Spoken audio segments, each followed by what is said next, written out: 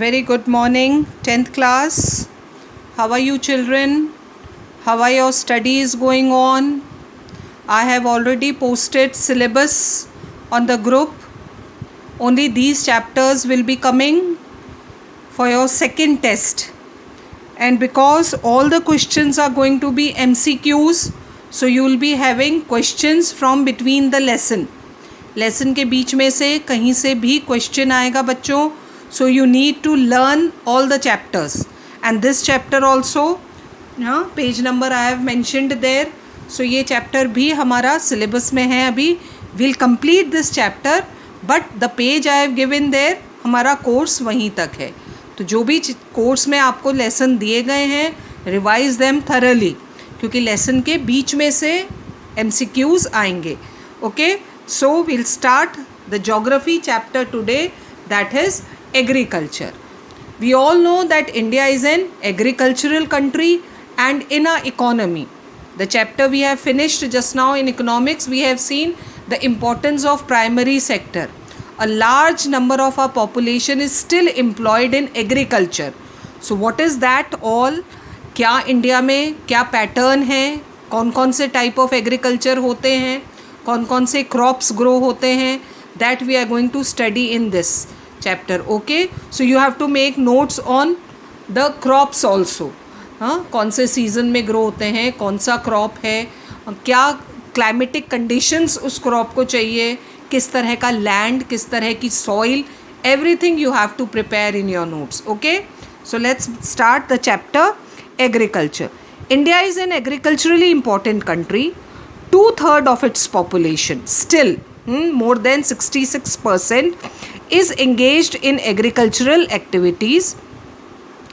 Agriculture is a primary activity which provides most of the food that we consume. देखा जाए तो not only food but various other necessities are also fulfilled by agriculture. Besides food grains, it also produce raw material for various industries, agro based industries. Moreover, some agricultural products like tea, coffee, spices, India के spices are very famous, are also exported. From the very beginning, spices have been the biggest charm for Western countries. And still we grow a large number of spices in our country which are exported. अब हम पढ़ेंगे बच्चों the various types of farming. Okay, अलग अलग तरह की farming जो India में प्रैक्टिस की जाती है. 3 मार्क्स के कई बार क्वेश्चंस बनते हैं. So listen carefully. Agriculture is an age old economic activity in our country. I think the very first economic activity that human being did was growing crops. सबसे पहले आदमी ने क्रॉप्स ग्रो करना ही सीखा था, and since then it is going on over these years. But here we are going to talk about after independence. हम सब कुछ इंडिपेंडेंस के बाद की कंडीशंस पढ़ रहे हैं. तो agricultural conditions after independence. Over these years cultivation methods have change significantly depending upon the characteristics. अब देखो, एग्रीकल्चर पैटर्न या फार्मिंग मेथड किस पर डिपेंड करता है? सबसे पहले physical environment, the type of land, climate, उस हिसाब से वहाँ फार्मिंग होती है. Technological know how, knowledge, farmers के पास कितनी टेक्निक अवेलेबल है उस हिसाब से. एंड सोशियो कल्चरल प्रैक्टिसेस, उस एरिया के जो सोशल और इकोनॉमिक कंडीशन रही है उसके हिसाब से ये सब होता है. हर जगह एक सी एग्रीकल्चर नहीं होती है. In different parts of our country different types of farming practices are there, और वो सब इन फैक्टर्स पर डिपेंड करती है. Physical environment, technical knowledge and socio cultural practices. Farming varies from subsistence to commercial type. ये सब हम अभी डिटेल में समझेंगे कि ये कौन कौन सी फार्मिंग होती है. What is subsistence, what is commercial, that we are going to study now. लेकिन इंडिया में अलग अलग तरह की फार्मिंग होती है.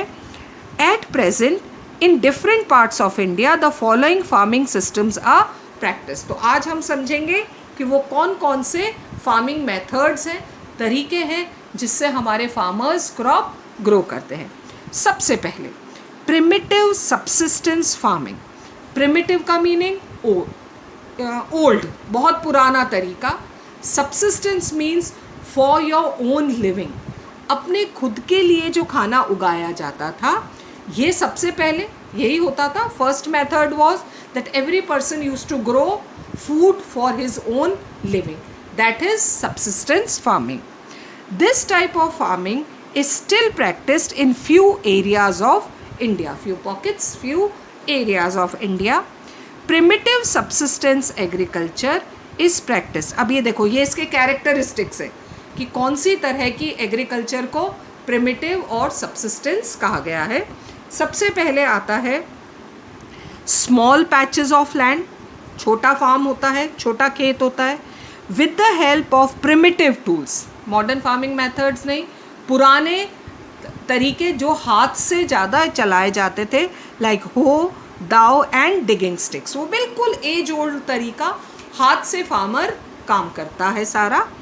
And family community labour, only family members are doing that type of agriculture. ये है प्रिमिटिव सब्सिस्टेंस फार्मिंग, पूरा परिवार बस काम करता है. This type of farming depends on monsoon, so they don't have irrigation facilities and only monsoon के जो बरसात आती है उस पर पूरा काम डिपेंड रहता है.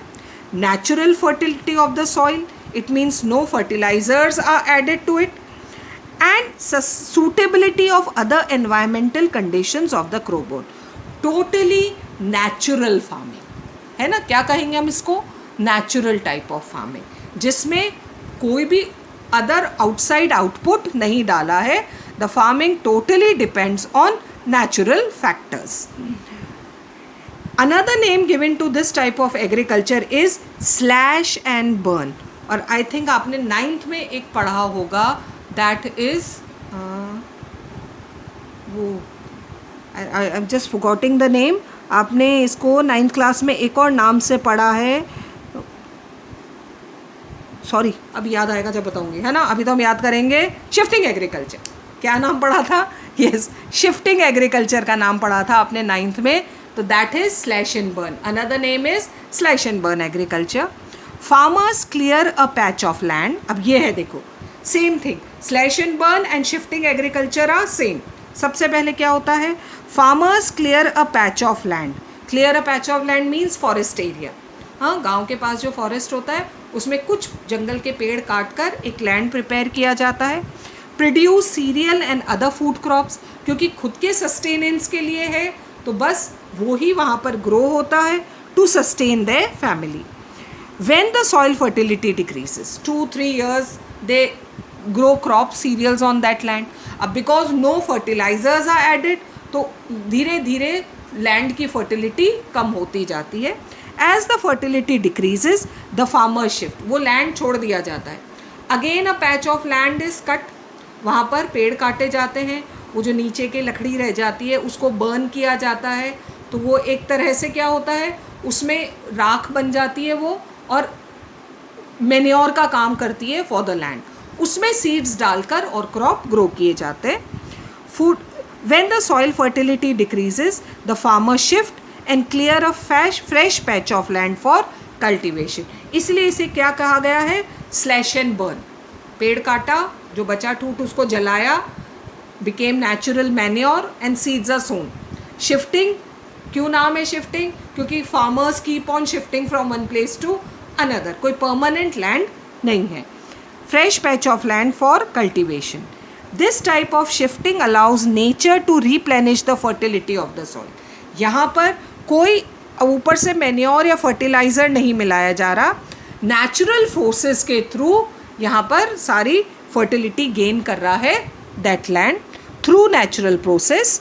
Land productivity in this type of agriculture is low. This is one limitation, drawback. ये एक कमी है इस सिस्टम की कि इसकी प्रोडक्टिविटी बहुत कम होती है, as the farmer does not use fertiliser और other modern inputs. It is known by different names in different parts of the country. See, अब क्या है वो names?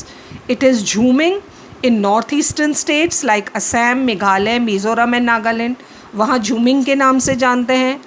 पामलू in Manipur, Dipa in Bastar district of Chhattisgarh, and in Andaman and Nicobar Islands. So, and it's not only practiced in India, children, it is worldwide agricultural practice जो की जाती है हमेशा से. So these are the various names, and this is primitive subsistence farming, also known by the name slash and burn and shifting agriculture. After subsistence farming, the next type of farming practiced in India is intensive subsistence farming. See, यहाँ भी food crop ही grow किया जा रहा है, लेकिन large scale पर. Intensive means on a large scale. First type of farming में most of the farmers are growing crops for their own family. लेकिन फिर हमें खाना कहाँ से मिलेगा भाई? आई एम तो नॉट ग्रोइंग एनी क्रॉप, तो मुझे खाना कहाँ से आएगा? Through this intensive subsistence farming. This type of farming is practiced in areas of high population pressure on land. जहाँ पर वो प्रेशर है लैंड पर कि फार्मर को खुद के साथ साथ दूसरों के लिए भी क्रॉप ग्रो करना है. It is labour intensive. इसको फार्मिंग को करने के लिए a lot of labour is required. जिसे हम एग्रीकल्चर लेबरर्स के बारे में पढ़ते हैं ना, they do this farming labour intensive, where high doses of biochemical inputs, बहुत सारा फर्टिलाइज़र, बहुत सारी मैन्योर मिलाया जाता है लैंड में, and irrigation are used for obtaining higher production. To have large scale production, इसमें फर्टिलाइजर्स, मैन्योर सब मिक्स किया जाता है. Though the right of inheritance leading to the division of land, है ना, हमारे इंडिया में शुरू से ही रहा है बच्चों राइट ऑफ इनहेरिटेंस. पता है क्या होता है right of inheritance? It means when a father dies, his property, his land gets divided into his children. Now, when their property gets divided into their children and so on goes on. तो अब क्या हो गया है, इस right of inheritance ने हमारे land को बहुत बांट दिया है. हाँ, पुरखों की ज़मीन पीढ़ियों में बंटती गई, तो land बहुत holdings बहुत small हो गए हैं. Though the right of inheritance leading to the division of land among successive generation had rendered land holding size uneconomical. Very small size of land. बहुत कम farmers मिलेंगे जिनके पास large pieces of land है. Otherwise most of the farmers have small pieces of land. The farmers continue to take maximum output. है ना, multiple cropping पढ़ा होगा last year आपने. तो वो होता है, देखो फर्स्ट टाइप ऑफ फार्मिंग में only one crop is taken, लेकिन इंटेंसिव में 2 और 3 क्रॉप्स. तो लैंड पर बहुत प्रेशर है. Farmers are taking maximum output from the limited land in the absence of alternative source of livelihood. ये अभी हमने इकोनॉमिक्स में समझा था. Because they have no other work to do, so they do farming. They take 2 और 3 crops from that same land. Thus there is enormous pressure on agriculture land. बेचारे को सांस लेने की भी फुर्सत नहीं होती है. One crop is cut, another is sown. That is cut, another is sown. हाँ, वो हम आगे पढ़ेंगे हमारे क्रॉपिंग पैटर्न में. तो there is pressure on agriculture land to grow food for this large population of our country. That is intensive farming. Next is commercial farming. First 2 type of crops में children, food grain cereals are grown. लेकिन commercial farming उस crop की होती है जो totally market में cell करने के लिए ग्रो किया जाता है. The main characteristic of this type of farming is the use of higher doses of modern inputs, fertilisers, manure. क्योंकि कमर्शियल है ना, बेचने के लिए किया जा रहा है, तो जितना ज़्यादा प्रोडक्शन होगा बेचना है ना, उतना ही ज़्यादा फ़ायदा होगा. तो बहुत ज़्यादा प्रेशर है. Higher doses of modern inputs, that is high yielding variety of seeds, chemical fertilizers, insecticides, pesticides in order to obtain high productivity. जो कुछ कर सकता है farmer सब करता है to have large scale of production. The degree of commercialization, now listen carefully, the degree of commercialization of agriculture varies from one region to another. इसका मतलब है crop, एक क्रॉप जो एक एरिया में सबसिस्टेंस हो सकता है, दूसरे एरिया में कमर्शियल हो सकता है. It depends on region to region and area to area. ये अलग अलग एरियाज़ में अलग अलग माना जाता है. Like for example, rice is a commercial crop in Haryana and Punjab, even in Rajasthan also. Rice को कमर्शियल क्रॉप कहा गया क्योंकि हम ज़्यादातर राइस बेचने के लिए उगा रहे हैं. Whereas in Odisha it is a subsistence crop. लेकिन वहाँ वो सबसिस्टेंस है because they eat rice 3 meals a day. हम तो कभी खाया कभी नहीं खाया है ना. Very few families cook rice every day. So it is commercial crop in north India. But in East India and South India, it is a subsistence crop. So this is commercialization of agriculture varies from one region to another. The next type of farming is plantation agriculture. Plantation is also a type of commercial farming. लेकिन हम इसको एक separate इसलिए देख सकते हैं बच्चों क्योंकि जो crop grow हो रहा है और जो style of farming है वो बहुत different है. In this type of farming कैसे होती है देखो plantation, a single crop is grown on a large area. बहुत छोटे खेत पर नहीं, बहुत बड़े लैंड एरिया पर एक ही क्रॉप को ग्रो किया जाता है. The plantation has an interface of agriculture and industry. It means that what is grown in the plantation पहले उसे इंडस्ट्री में प्रोसेस किया जाता है and then it is sent to the market. Plantation covers large tracts of land. हाँ, बहुत बड़े area पर ग्रो होता है. यूजिंग कैपिटल इंटेंसिव इनपुट्स, बहुत सारा पैसा चाहिए. Capital means money. हाँ, बहुत सारा इन्वेस्टमेंट चाहिए. With the help of migrant labourers at the time of harvesting of crop. Migrant labourers specially from Bihar and Orissa are called to harvest the crop. All the produce is used as raw material in respective industry. That is interface between agriculture and industry. जो भी harvest हो रहा है crop, first it is processed in the industry and then it is sent to the market for selling. In India, underline कर लो कौन कौन से हैं. Tea, coffee, rubber, sugarcane, banana. These are plantation crops. Tea in Assam and North Bengal, coffee in Karnataka are some of the important plantation crops grown in these states. पहले crop grow होता है plantation पे, then it is sent to the industry for processing and then it comes to the market.